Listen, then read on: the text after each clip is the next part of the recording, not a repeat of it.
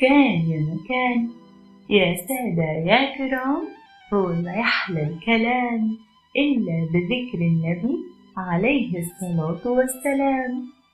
كان يا مكان في قديم الزمان وسالف العصر والأوان ملك من ملوك الزمان. الملك أخذ قرار خطير.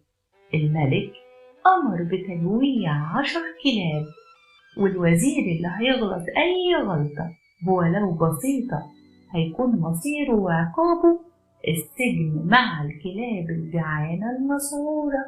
وفي مرة من المرات أشار الوزير برأي غلط، فأمر الملك بحبسه في التو والحال مع الكلاب الجعانة.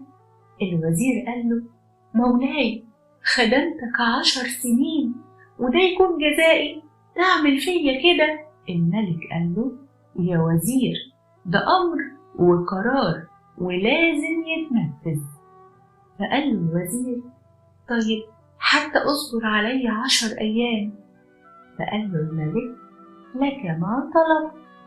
وافق الملك إنه يدي فرصة للوزير 10 أيام، وبعد مرور 10 أيام هينفذ الحكم.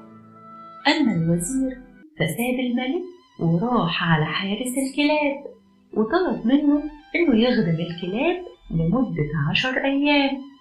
ولما سأله الحارس: وهتستفيد إيه؟ الوزير قال له: هتعرف بعدين. فقال له الحارس: لك ما طلب. الحارس وافق على طلب الوزير.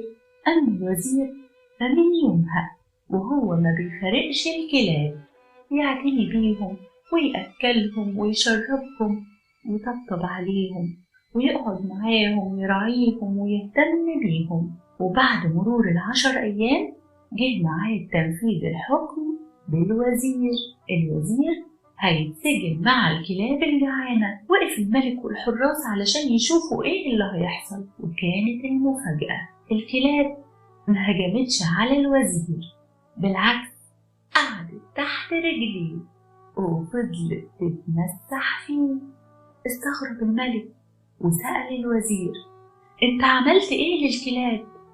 الوزير قال له: كل الحكاية يا مولاي إن خدمت الكلاب دي 10 أيام.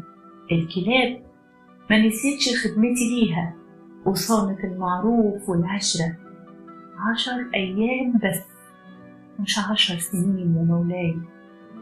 أما أنت يا مولاي فنسيت تعبي وخدمتي لك ووقوفي جنبك 10 سنين أساندك وأساعدك في رعاية شؤون المملكة. نسيت كل ده مع أول غلطة.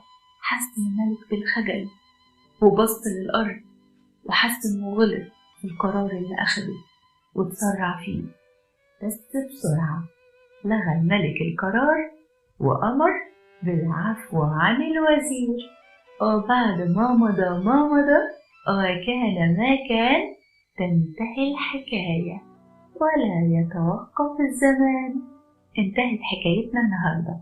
لو عجبتكم الحكاية ما تنسوش تعملوا لايك وشير، وعشان تسمعوا حواديت وحكايات تانية كتير ما تنسوش اشتركوا في قناتنا.